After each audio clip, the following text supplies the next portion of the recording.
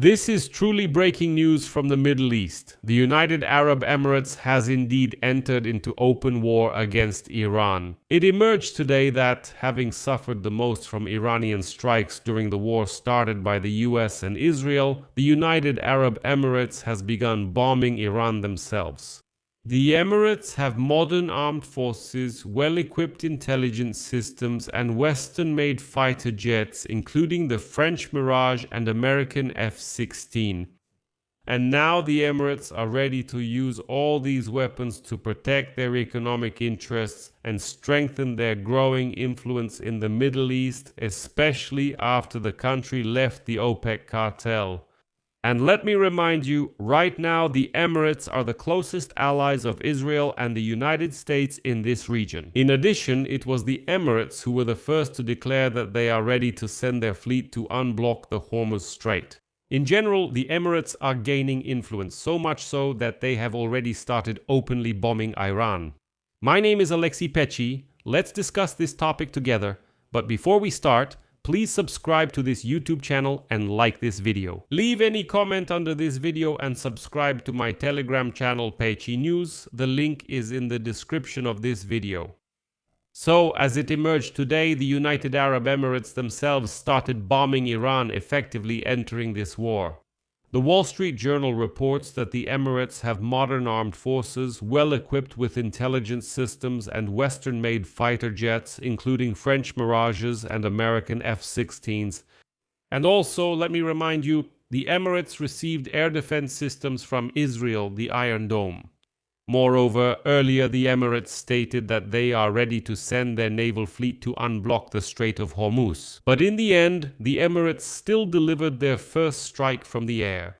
As reported by the Wall Street Journal, the destruction of Iran's air defense systems by Israeli and American forces has significantly reduced the level of risk for the Emirates. Among the attacks that had not been officially confirmed before was the April 8th strike on an oil refinery on Iran's Lavan island in the Persian Gulf.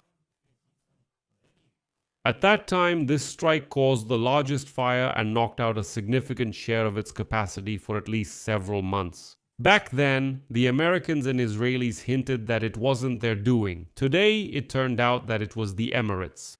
The US did not publicly welcome such strikes carried out by the Emirates and would have approved similar actions by other Persian Gulf countries. But for some reason, other countries are keeping silent. Only Qatar also seemed to strike Iranian territory, but in a very limited way.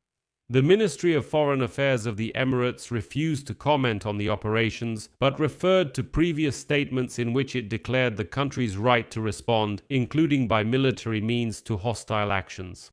During the current conflict, the United Arab Emirates became a target for attacks from Iran. Iran has launched more than 2,800 missiles and drones at the Emirates, more than at any other country in the region, including, by the way, Israel. And so, the entry of an Arab country into the war against Iran is a major event. Now Tehran will try even harder to drive a wedge between the Emirates and other Arab countries of the Persian Gulf, which are trying to act as mediators in resolving the conflict. But the Emirates have clearly decided to pursue their own path, separate from the other countries of the Persian Gulf. Let me remind you, earlier the Emirates withdrew from the OPEC and OPEC Plus cartels. Back on May 1, it became clear and obvious that Abu Dhabi had finally chosen the path of full sovereignty by refusing collective restrictions. The point is that the conflict in the region has put exports through the Hormuz Strait at risk.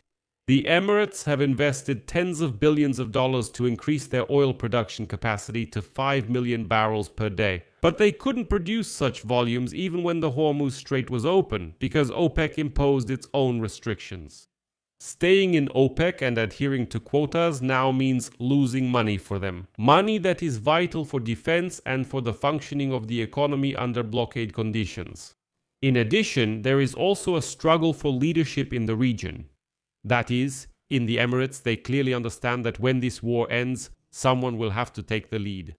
There are already serious tensions between the leader of the Emirates, Mohammed bin Zayed, and the Crown Prince of Saudi Arabia, Mohammed bin Salman. Abu Dhabi, as they themselves state, no longer wants to pay for Saudi Arabia's leadership in OPEC by artificially restraining its own production, while Saudi Arabia pursues its own ambitions, including in this war. Because the Saudis have managed to redirect their oil exports bypassing the Strait of Hormuz. They pump their oil through a pipeline to the other coast on the Red Sea and from there export oil to the world. But the Emirates were not able to do that. And the Emirates basically hinted to Saudi Arabia that if we're in the same cartel, if we're allies, maybe you could help us too, for example, by dealing with Iran. To which the Saudis hinted, listen, we've solved our problem, we don't care, you deal with yours on your own. On the other hand, the Emirates are striving to transform themselves from a petrostate into a global financial and logistics hub. Freedom from quotas allows them to trade oil flexibly. It serves as a tool to attract investments into their sovereign funds. But before they can achieve all this, they of course need to eliminate the threat from Iran. And it was the Emirates who, throughout the war, kept urging the regional players to finally stand up to Iran, but everyone else remained silent. That's why the Emirates sided with those who didn't stay silent. A report about the deployment of Israeli air defense systems in the United Arab Emirates. History. Cooperation between Emirati and Israeli intelligence confirms the formation of a powerful anti-Iranian axis. The Emirates are no longer hiding behind the United States, but are becoming an independent military player. So the takeaway here is quite telling. Well, first of all, the departure of one of the key players, and the Emirates was still the cartel's third largest player, makes OPEC a less effective tool for price control. And here I would note that this absolutely plays into the hands of the United States and Western countries, since the unity of the exporters has been destroyed. Second, instead of a single block of the Persian Gulf monarchies, we are seeing two centers of power. This is Saudi Arabia balancing between the US, China, and Russia. In other words, it has friends everywhere.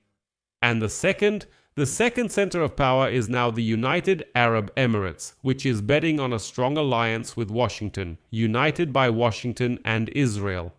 In my view, it's still unclear whom the United States will support more. But it will get even more interesting, because after the active phase of this conflict ends, the Emirates, not bound by OPEC commitments, could suddenly flood the market with millions of barrels of oil.